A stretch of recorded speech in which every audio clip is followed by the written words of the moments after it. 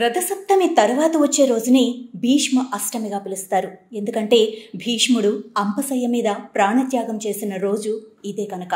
ఆ భీష్మ పితామహుని తలుచుకుంటూ మనిషిగా పుట్టిన ప్రతి వారు నీటిని తర్పణగా విడవమని చెప్పింది శాస్త్రం. తల్లిదండ్రులు ఉన్నవారెవ్వరైనా సరే తర్పణ విడవటమే కర్తవ్యం. 46 రోజుల పాటు అంపశయ్య మీద ఉన్న కురువృద్ధుడు భీష్మాచార్యుడు కూడా ఈ రోజున తన ఇష్ట ప్రకారం ప్రాణాలను వదిలాడు.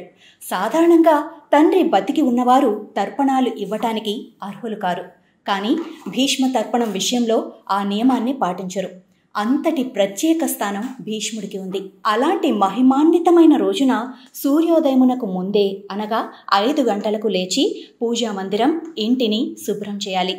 గడపకు పసుపు కుంకుమ, గుమ్మానికి తోరణాలు, పూజా మందిరాన్ని ముగ్గులతో అలంకరించుకోవాలి. తలంటు స్నానం చేసి తెలుపు రంగు దుస్తులను ధరించాలి. ఆ రోజంతా ఉపవాసం ఉండి రాత్రి జాగారం చేయాలి. భీష్మ తర్పణం భీష్మ పితామహుడికి సంతానం లేకపోయినా మరణించాక ఈనాటికి పితృతర్పణాలు అందుతూ ఉన్నాయి.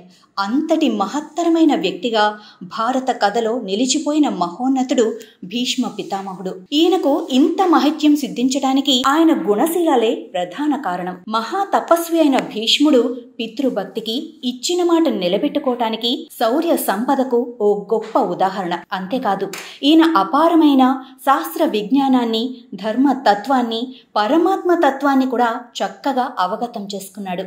భీష్మునిలోని భాగవత తత్వాన్ని గ్రహించిన కృష్ణుడు ఈయననెంతగానో ప్రశంసించాడు. అంపశయ్య మీద ఉన్నప్పుడు కృష్ణ భగవానుడి ప్రోత్సాహంతోనే సాక్షాత్తు ధర్మదేవత తనయుడే అయిన ధర్మరాజుకు గొప్ప జ్ఞానాన్ని ప్రబోధించాడు. వర్ణాశ్రమ ధర్మాలు, రాజధర్మాలు, ఆపద్ధర్మాలు, మోక్ష ధర్మాలు, శ్రాద్ధ ధర్మాలు, స్త్రీ ధర్మాలు, దాన ధర్మాలు, ఇలాంటి ఎన్నెన్నో ధర్మాల గురించి ధర్మరాజుకు ఉన్న ధర్మ సందేహాలన్నింటినీ తీర్చి చక్కటి సమాధానాలిచ్చాడు భీష్ముడు. వినగానే ఎవ్వరైనా అర్థం చేసుకోగల తీరులో అవన్నీ మహాభారతం, శాంతి, అనుశాసనిక పర్వాలలో నిక్షిప్తమై ఉన్నాయి.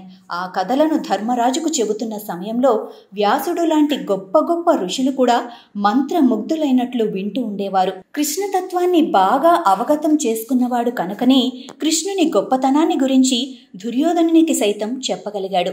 రాజసూయయాగ సమయంలో అగ్రతాంబూలం ఎవరికివ్వాలా అని సందేహం కలిగినప్పుడు అక్కడున్న వారిలో దీనికి అర్హుడు ఒక్క కృష్ణుడే అని నిర్ద్వందంగా అందరికీ తెలియజేశాడు భీష్ముడు. కురుక్షేత్ర సంగ్రామంలో అర్జున్ని రక్షించేందుకు చక్రాయుధంతో తన మీదకు కృష్ణుడు పరిగెత్తుకొస్తున్నా ఆయన్ను ఎదిరించలేక ఆయన చేతిలో మరణించే భాగ్యం కోసం ఎదురుచూశాడు భీష్ముడు. అన్నింటినీ మించి భీష్మాచార్యుడు ఆనాడు ధర్మరాజుకు ఉపదేశించిన విష్ణు సహస్రనామాలు ఈనాటికి ప్రజల నాలుకల మీద నానుతూనే ఉన్నాయి. ఆదిశంకరాచార్యులు భగవద్గీత, ఉపనిషత్తులు, బ్రహ్మ సూత్రాలకు భాష్యాన్ని రాసినట్టుగానే ఈ విష్ణు సహస్రనామాలకు కూడా విశేష భాష్యం చెప్పారు. అంతటి మహత్తరమైన భగవత్ శక్తి దాగి ఉన్న విష్ణు సహస్రనామాలను చెప్పటం ఒక్కటి చాలు భీష్ముడి మహత్యాన్ని గురించి తెలుసుకోవటానికి.